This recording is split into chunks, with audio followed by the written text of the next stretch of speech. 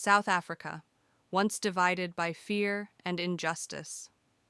Amid its darkness, one man became a beacon of hope. Nelson Mandela, the man who spent 27 years in a prison cell, yet emerged to unite a nation. To the world, he became a symbol of freedom and forgiveness. But who was the man behind the legend? Rolihlahla Mandela was born on July 18, 1918, in the tiny village of Mvezo.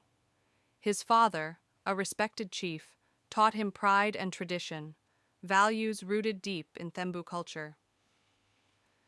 When his father died, 9-year-old Mandela was taken under the care of a tribal regent, a move that would shape his destiny. At a mission school, his teacher gave him an English name, Nelson.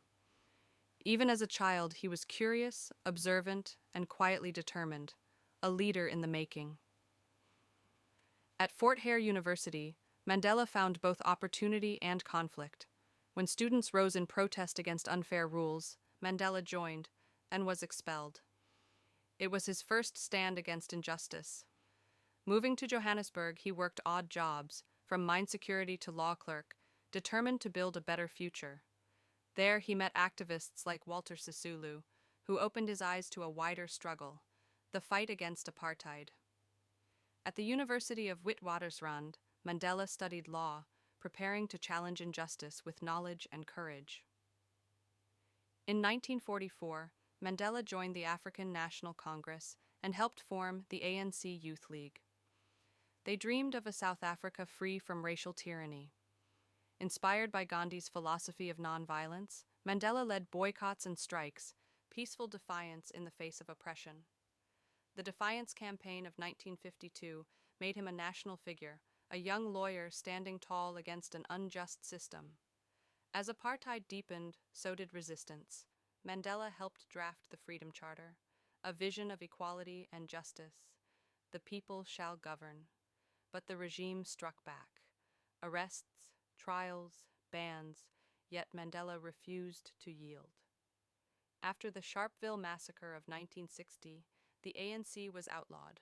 Mandela went underground, forming an armed movement, Umkhonto we Sizwe, the Spear of the Nation. The struggle had entered a new phase. In 1962, Mandela was arrested.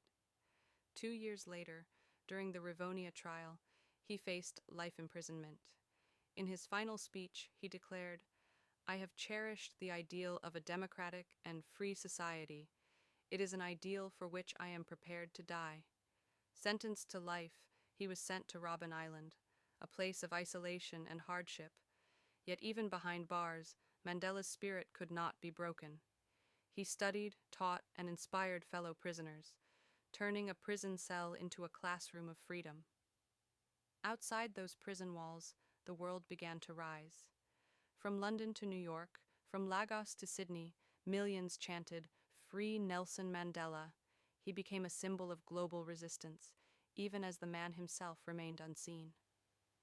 In secret, he began talks with the apartheid government, seeking peace without surrender. The seeds of freedom were being sown. After 27 years, on February 11, 1990, the world watched in awe. Nelson Mandela walked free, unbroken, unbowed. Instead of revenge, he called for reconciliation.